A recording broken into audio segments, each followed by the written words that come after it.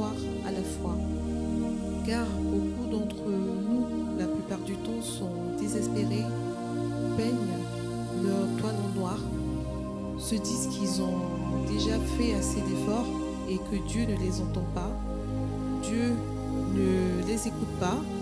Pourquoi sont-ils ou elles toujours les mêmes personnes qui vivent autant de souffrances, autant d'épreuves, autant d'échecs dans la vie?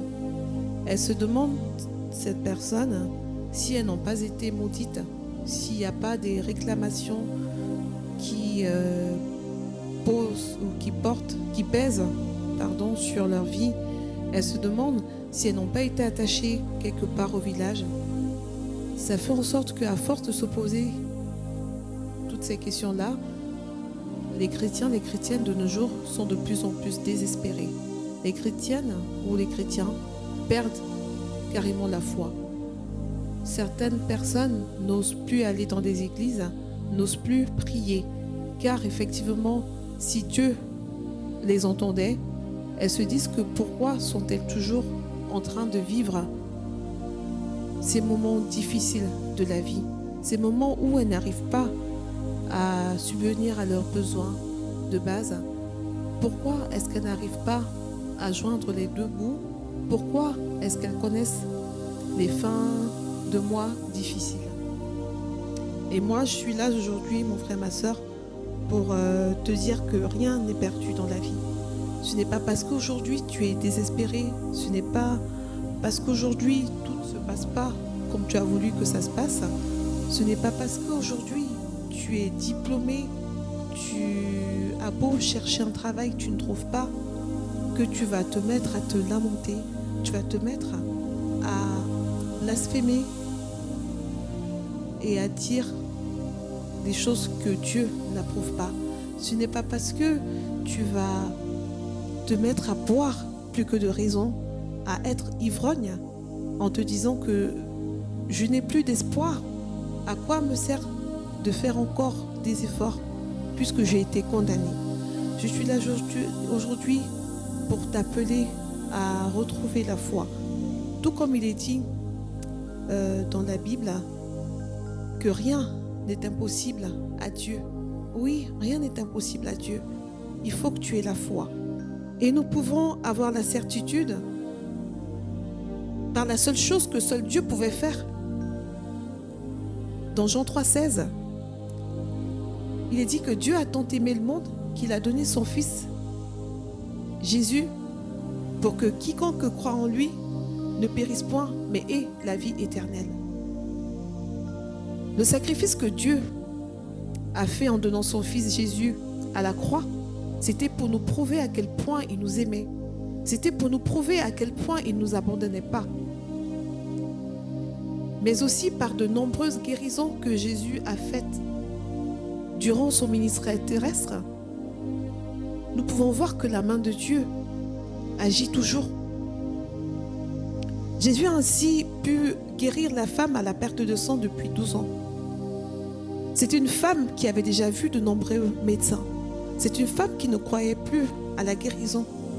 Mais elle a entendu parler des miracles que faisait Jésus. Et elle s'est dit que si seulement elle pouvait toucher le pan de sa robe, elle serait guérie. Que ce mal que tu traînes depuis longtemps, si tu vas à Jésus, tu auras la guérison. Pour autant que tu crois, pour autant que tu as la foi, il n'y a aucune maladie incurable que Dieu ne peut pas guérir ou ne peut pas venir à bout. Tout ce que tu demandes au nom de Jésus, il le fait. S'il a donc pu guérir cette femme à la perte de sang depuis 12 ans, il faut se dire qu'elle dégageait des odeurs nauséabondes. Mais même ces odeurs-là se sont arrêtées.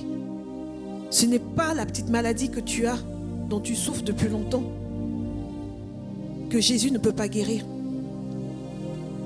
Là où règne le désespoir, mon frère, ma soeur, je suis là pour te rassurer et te dire que Jésus agit. Il n'est jamais trop tard, mon frère. Il n'est jamais trop tard, ma soeur, dans la vie, pour retrouver de l'espoir et ainsi passer du désespoir à la foi. Avec Jésus, tout est possible.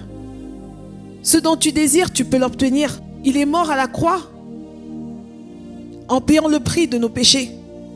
Mais pour cela, mon frère, ma soeur, je t'invite à te repentir. Je t'invite à demander pardon. Je t'invite à retrouver le courage de partir encore à l'église. Je t'invite encore à retrouver le courage de pouvoir prier. Je t'invite encore, mon frère, ma soeur, à croire que ta foi va te sauver. Dis-toi que si il a fait pour d'autres personnes avant toi, il peut aussi le faire pour toi. Car comme il est dit dans le livre de Luc au verset 37, rien n'est impossible à Dieu. Car dis-toi que ce qui est impossible aux hommes, à Dieu, cela lui est possible. Pour autant que tu as la foi, pour autant que tu crois en lui, pour autant que tu saches te tourner vers lui, ne pas te tourner vers des charlatans au moins de problèmes. Car c'est souvent ce qui tue, c'est ce qui mine beaucoup de chrétiens. Lorsqu'ils arrivent des situations où ils ne savent pas interpréter ce qui leur arrive, ils ne savent pas comprendre ce qui leur arrive, ils iront attribuer le tort tout de suite aux sorciers. Ils iront tout de suite attribuer le tort au démon qui a pris possession de leur corps. Ils iront tout de suite attribuer le tort au Satan qui rôde comme un voleur en disant que ce qui leur arrive, c'est parce qu'effectivement ils ont été ensorcelés.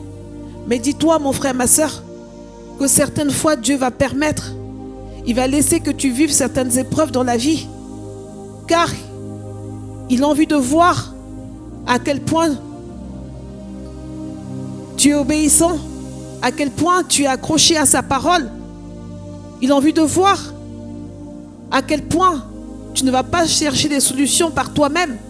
Il a envie de voir à quel point tu vas pouvoir l'inviter dans ta vie et lui demander que ce soit uniquement sa volonté qui s'accomplisse et non pas la tienne.